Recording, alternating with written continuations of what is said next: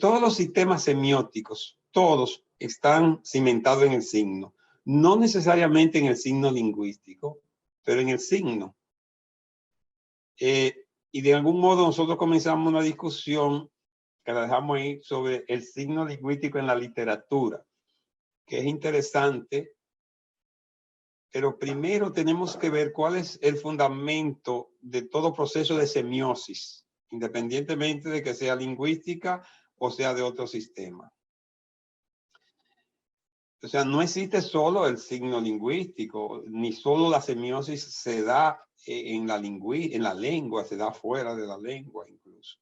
Pero en algo sí debemos estar claro, todos los sistemas semióticos en última instancia descansan en la lengua, porque sin la competencia lingüística necesaria, ningún sistema semiótico funciona. Ni la pintura, ni la danza, nada, porque no habría manera de darle sentido a esos demás sistemas. Lo que cambian son, lo que cambia la forma de los signos que se utilizan. Entonces, es importante ese punto de vista, que entendamos, que tengamos una mirada más amplia de la teoría del signo, para poder entender no solamente la literatura, todos los tipos de comunicación. A mí me llamó la atención hace unos años, en el MESI contrataron a una doctora en semiótica de la moda, una brasileña. Yo, wow, un doctorado en semiótica de la moda, porque había que evaluar un instituto de moda, el Mercy Hack, y aquí no había especialistas para eso. Y me interesó, yo la acompañé porque coincidió que yo era el asesor del Instituto Mercy Hackes. Me impresionó el mundo semiótico que está detrás de la moda en dos simples conversaciones, para que tengan una idea lo amplio que es el mundo de la semiótica. Hasta las modas es un sistema de signos, en última instancia. Que una persona especialista en moda capta todo un mundo semiótico, señores, en la forma de vestir de la gente, en lo que viste, en lo que deja de vestir, en el contexto, etc. Para que tengan así de entrada una idea de la trascendencia de los sistemas semióticos y que todo descansan en una teoría general de signos y en una lengua subyacente que debe estar en cualquier sistema. Entonces, partiendo de eso, la teoría que más conocemos es la de Saussure, que un poquito es un avance enorme, pero para mí tiene sus limitaciones, porque si nos llevamos de Saussure, entonces la escritura no sería un sistema lingüístico y eso es muy cuestionable, porque el signo sería solo en base a sonidos. Y es posible que sí, solo que detrás de cada escritura subyace el sonido también, pero eso es un proceso un poquito más amplio que la psicología de la lectura, porque hasta existe psicología de la lectura, lo explica muy bien, especialmente Fernando Cuetos, que tiene un libro que se llama Psicología de la Lectura, que para mí él demuestra que en última instancia el que lee está trabajando sonido. Porque cuando yo leo ahí Fanny, que yo veo esa palabra Fanny Duarte, en el fondo hay una especie de pronunciación interna que me hace activar algunos sonidos. Y eso me llevó a mí a plantear la posibilidad de que existan patrones fónicos preestablecidos. Pero cuidado, ese preestablecido no quiere decir que sean innatos, como decía, como plantea Chomsky y Descartes. No, no son las ideas innatas. Lo que sucede es que antes de yo leer Annie Acosta, de algún modo, en un proceso, yo fui creando un patrón de que aunque yo oiga Annie, yo oigo Annie porque tengo un patrón. De eso se trata, entonces, de ver y qué impacto tiene eso. Una teoría del signo, una revisión de la teoría del signo en la teoría del discurso. hay que partir primero de los signos en general. Les voy a compartir pantalla para que veamos lo que le tengo aquí. Partamos entonces de estos dos señores. De Saussure, que lo tienen a la izquierda, de Charles Sanders Peirce. Saussure es más popular entre nosotros, pero Peirce fue primero que Saussure y creó la base de la teoría del signo. De hecho, Saussure tiene idea en común con Peirce, y uno se preguntaría si Saussure copió a Peirce. Yo estuve investigando y no tuvieron punto de contacto. Peirce viajó a Europa varias veces, incluso dio conferencias, pero sus conferencias no fueron sobre el signo lingüístico, fue de geodésica, porque Peirce era demasiado diverso y de metafísica, etc. Y Saussure no visitó América, aunque Peirce visitó Europa y dio alguna conferencia en Inglaterra, fue incluso a Francia, pero fue de vacaciones y no tuvo contacto con los académicos, porque de hecho Peirce era muy extraño. A Peirce no le gustaba el contacto humano, era una persona con carácter medio desgraciadito, porque él era muy introvertido, le gustaba conversar poco, no le gustaba tener interacción, no le gustaba discutir sus ideas. Incluso hubo que sacarlo de la universidad por mal profesor, porque tenía... aunque escribió muchísimo, con lo que Peirce escribió, se pueden escribir más de 400 libros, pero publicó poco, y esa es otra razón por la cual yo creo que Saussure no conoció a Peirce, porque no publicó en su tiempo, y lo poco que no escribía papers, y lo poco que escribió, no publicó, escribió muchísimo, escribió más de 90,000 páginas que están coleccionadas y han ido publicando algunas por temas. Dicho esto, digo esto para que no caigamos en la falsa acusación de que Saussure copió a Peirce, a pesar de que Peirce fue 15 años antes que Saussure. ¿Y qué planteaba? ¿Qué planteaba Peirce? ¿Qué planteaba básicamente este esquema? Todo signo se puede concebir como un objeto material que entra en relación con un objeto real, que sería aquí el referente, con una imagen mental. Sería el esquema del signo en sentido general. Lo que van a variar son los nombres del signo. Fíjense que no tiene que ser lingüístico todavía. Lo que van a variar son los nombres. Esa relación triádica en apariencia. Porque cuando vamos a la definición nos damos cuenta que para la mayoría no hay una relación triádica.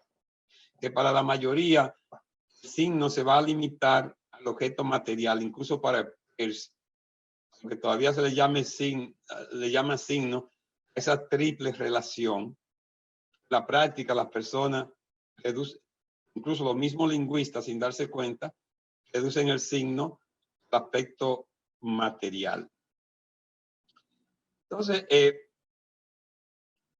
Peirce trata de clasificar en índices, iconos y símbolos su teoría.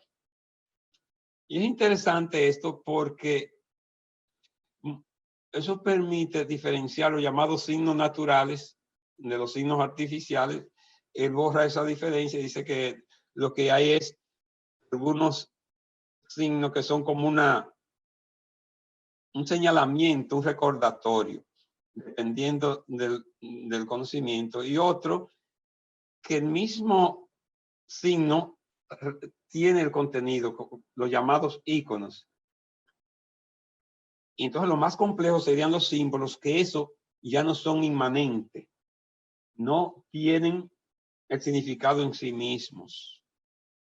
Y a esto fue que eso sí le llamó que tenía una relación arbitraria con la realidad o el referente arbitrario. La gente dice, la lengua arbitraria. No, la lengua no es arbitraria. Si quiere, el signo es tan arbitrario. Lo que es arbitrario es la relación entre estos componentes. Lo que va a ser arbitrario es que El objeto material puede ser una palabra. Ustedes dirán, una palabra es un objeto, sí, y es material, lo veremos. O el sonido de una palabra, porque cuando digo una palabra, la palabra tiene sonido, tiene una imagen mental o produce una imagen mental y se refiere a algo, tiene algún referente. Entonces, esta triple relación aquí se hace, aquí en el símbolo que se hace compleja, porque lo que Saussure dice es que este objeto no tiene una relación directa con esta realidad, esta imagen mental. A eso es que le llama arbitrario de entrada. Entonces, un ejemplo de índice sería esto. Si alguien ve una huella, estas huellas en la playa, estas huellas le puede dar alguna idea, le puede indicar, índice, incluso indicar viene de índice. Entonces, eso cae dentro de los signos. Este signo sería indicial, porque la misma, un campesino puede decir incluso si esa huella es fresca, increíble, puede decir si es fresca. Incluso desarrolla un conocimiento tal que hasta puede calcular el tiempo en que pasó ese animal. Y el peso, si está gordo o no, si está flaco. Y la velocidad en que va. Todo un sistema de semiosis. A partir de eso se desencadena un proceso de semiosis con el conocimiento adecuado. Teniendo el conocimiento adecuado. Ese es un ejemplo de índice. En cuanto al icono, fíjense que el icono entonces, y me encanta esta diosa, la Pachamama, el icono está a medio camino entre el índice y el símbolo, porque tiene cierta representación, ya tiene cierta arbitrariedad. Fíjense que los signos indiciales no son tan arbitrarios, porque hay una relación natural, si se quiere, entre la huella que vimos y el significado que pueda tener. Aquí ya no es tan natural, aquí está atribuido, pero el icono en sí mismo, una fotografía de nosotros, hasta cierto punto es un icono, porque todavía hay una relación directa entre la imagen mental, entre lo que tenemos en la mente, el referente. Esa imagen es lo que llamamos el objeto material, ¿eh? Lo que se está refiriendo sería el objeto, el poder de esta diosa. Pero eso de los incas le decía claramente, porque había toda una leyenda detrás de eso, pero nosotros vemos ahí como la piedad, como la Virgen María,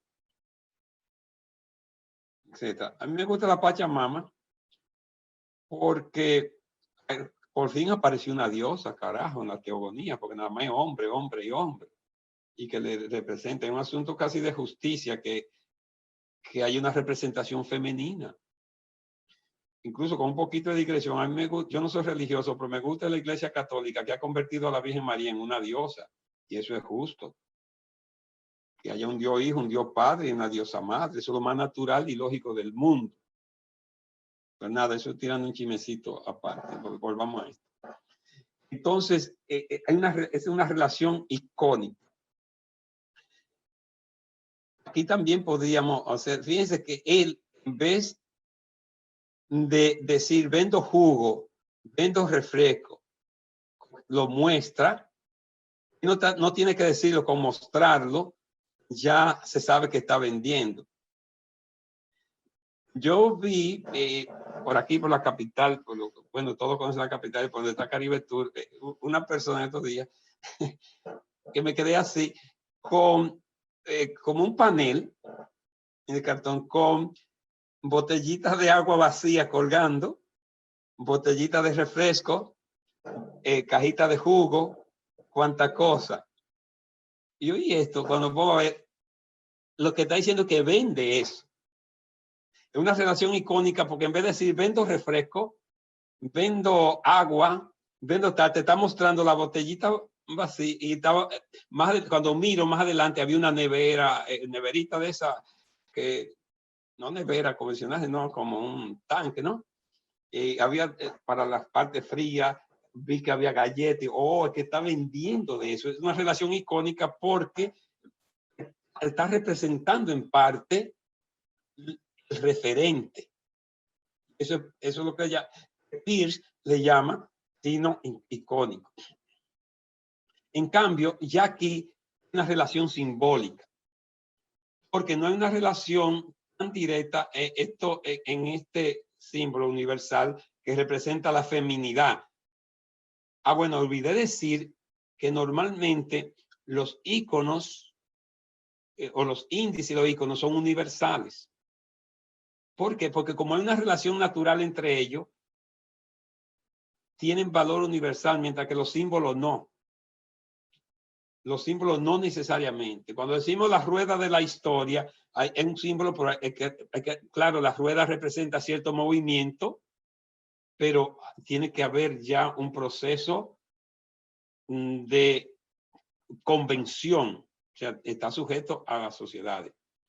Por eso muchos hablan de signos naturales y yo me alegro eliminar esa distinción entre signos naturales y artificiales, porque en realidad no es verdad que cuando yo digo que la lluvia, que la nube representa lluvia, es de que porque no intervino la mano del hombre.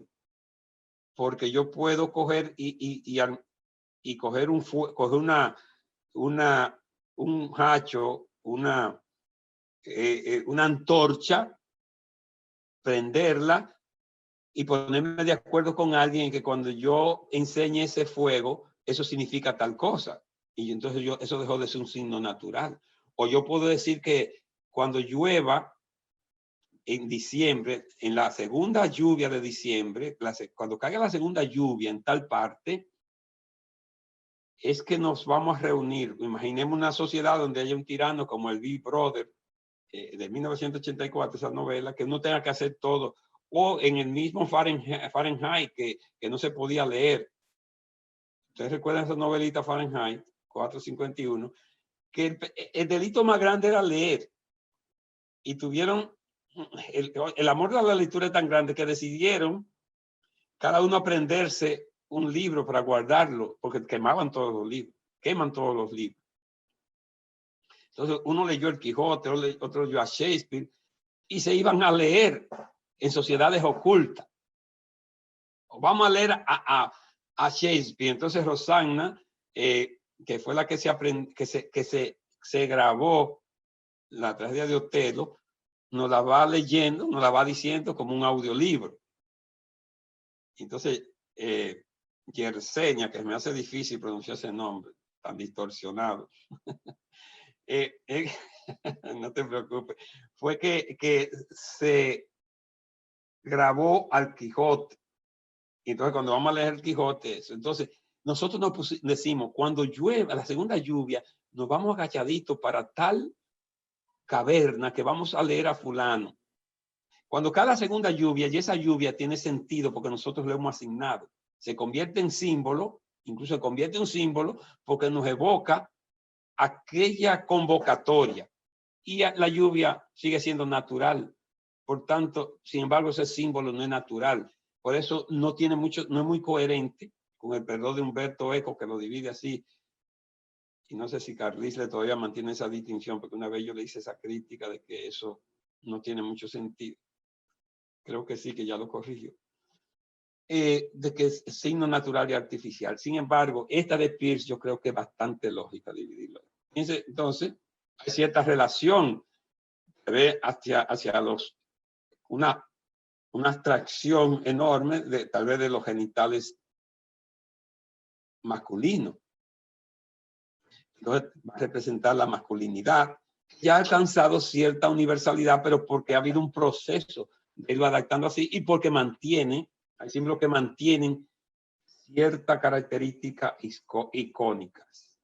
Entonces, eso se lo debemos a Peirce, especialmente están en estas obras filosóficas reunidas. Es de lo que han, un proyecto de publicarlas todas, no se han publicado porque eso pasa de 400. Se llama Collective, están todas coleccionadas. La Universidad de Harvard, Collective Papers se llaman, todas están ahí sin clasificar, entonces la van clasificando aparte. La que a mí más me interesa son estas y una que se llama semiótica. fue que recogieron todos los escritos que él no escribió un libro así de semiótica, sino que recogieron, le dieron cierto orden a lo que él había hablado así por toda parte, hasta en carta con una señorita que le gustaba escribirse para discutir asuntos intelectuales. Son maravillosas esas cartas. Y muchas veces discuten precisamente sobre el signo. Pero con ese libro de semiótica, Pedro se lo va a buscar porque está en línea. Digo Pedro porque le gusta eso, compartir. Lo busca y se lo envía. El libro se llama Semiótica de Peirce, para que vayan directamente a la fuente como algo de ustedes, porque esto no aparece en línea. Y no sé si todavía está en encuesta, yo lo compré en encuesta. Pero por lo menos semiótica, porque ahí está la teoría de signo de Peirce, y yo creo que intelectuales como ustedes, bueno, que vayan a Peirce, no solo, o a Peirce, pronuncian, no solamente a eso sí. Entonces, según Charles dice, él habla de un representamen, un objeto. El representamen para él es entonces el objeto material. Lo que para Saussure es el significante, que veremos que hay que revisar eso de que el significante material, como dicen todos los lingüistas, que no es tan así. Pero digamos que si yo digo, según Saussure, si yo dijera Rosanna, ese sonido que se produce es el objeto material, porque ese sonido, eso es materia, el sonido es materia. Incluso los profesores dan ejemplos de sustantivo abstracto. Primero, no existe el sustantivo abstracto. Perdón, concreto. Todos los sustantivos son abstractos. Todos. No es sustantivo concreto. Eso es una defesia. Usted dice vaso y lo que es concreto es el vaso, tangible.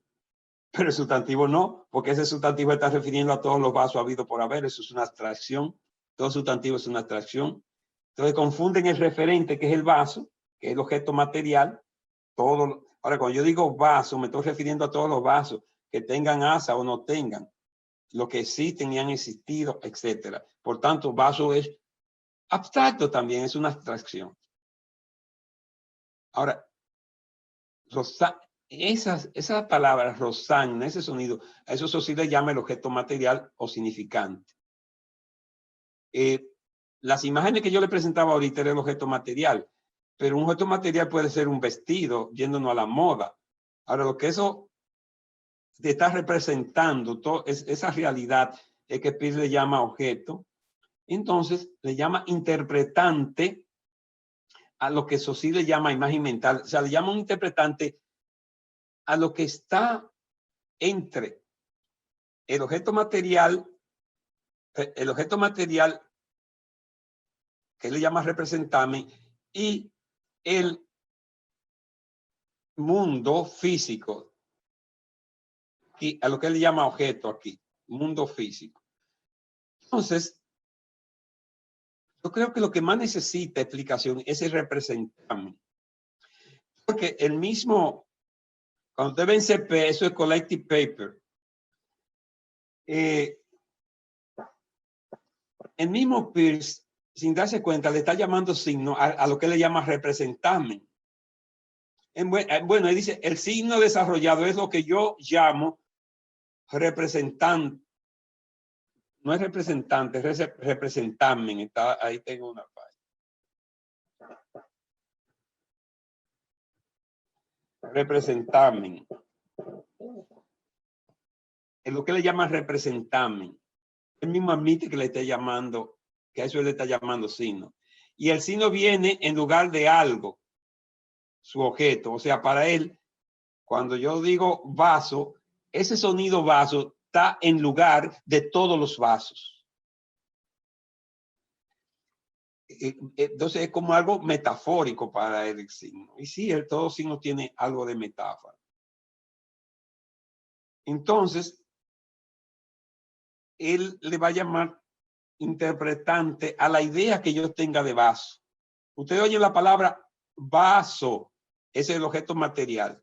La idea que ustedes tengan en su mente de vaso, que ustedes digan, en un análisis semiótico, lo que llaman los semas, que ustedes tengan de vaso, que sería envase para tomar líquido. de forma cilíndrica. Esa idea que ustedes tienen de vaso, a eso es que le llama interpretante, o sea que no es un ser humano, no es intérprete, sino interpretante, esa imagen que ustedes tienen, el concepto que se tienen de las cosas en pocas palabras. Y el objeto serían todos los vasos que existan de cristal, o aunque no sean de cristal, porque pueden ser de metal, pero todos tendrán en común. Los temas son lo que todos los objetos tienen en común. ¿Y qué tienen en común todos los vasos? Que sirven para tomar líquido, no necesariamente agua, que tienen forma cilíndrica. No todos tienen asa. Dije 3 ahorita. Sirven para tomar líquido, tienen forma cilíndrica. ¿Qué más tienen todos los vasos en común?